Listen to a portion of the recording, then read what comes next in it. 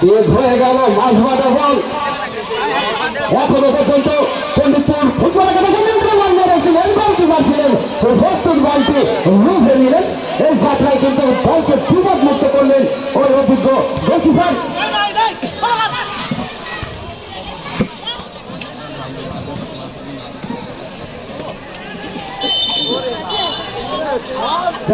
বাসী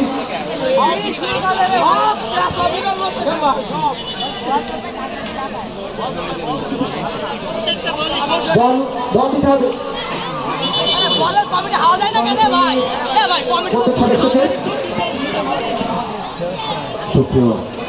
দর্শক মন্ডলী, খুব দূরত্ব বল দিতে হবে মাঠে। বলে হাওয়া কম আছে, যার কারণে প্রধান রেফারি শান্ত। ক্রিকেট পণ্ডিতপুর স্পোর্টিং ফুটবল ক্লাবের অনুকূলে তিনি লম্বাভাবে শট খেলবেন। গোলটি মারুতি স্পোর্টিং ফুটবল ক্লাবের অন্যতম গোলকি নাহিদ তালবন্দি করলেন বলটি। মারুত স্পোর্টিং ফুটবল ক্লাব গাতিপাড়া। অপরদিকে আছে পণ্ডিতপুর স্পোর্টিং ফুটবল ক্লাব, কিন্তু সেই মুক্তার ৮ নম্বর জার্সি।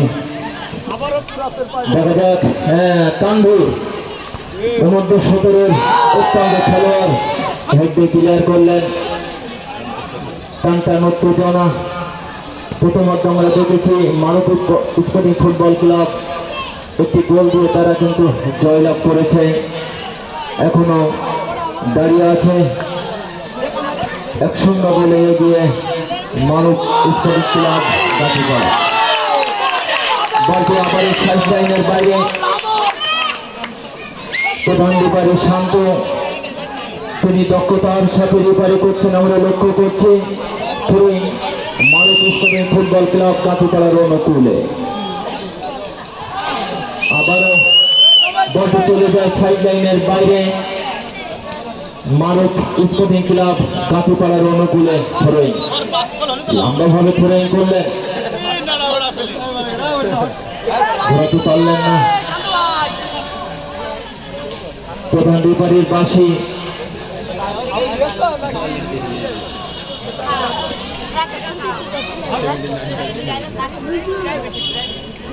অবৈধভাবে বাধা দেওয়ার কারণে ক্রিকেট মারুত স্পোর্টিং ক্লাব গাতিপাড়ার অনুকূলে। কারণ টানটান উত্তেজনা আমরা দেখেছি ১৬ দলীয় ফুটবল টুর্নামেন্ট নকআউট পর্বে আমরা ২ মাস এই ধারাভাষ্য দিচ্ছি। সরাতলা মাধ্যমিক বিদ্যালয় দুটোই মাঠে একটি হাই ভোল্টেজ ম্যাচ আপনারা দেখতে পাচ্ছেন, যার সৌজন্যে খেলা অনুষ্ঠিত হচ্ছে।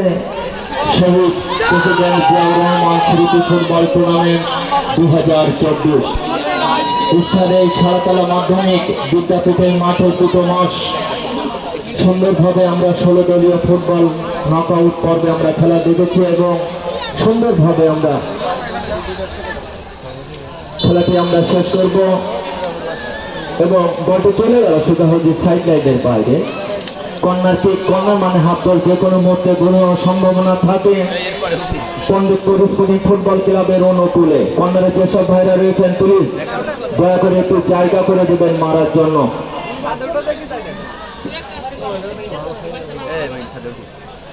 ক্রিকেট ছোটভাবে দিলেন, হাঁটিয়েছে, ক্লিয়ার করলেন।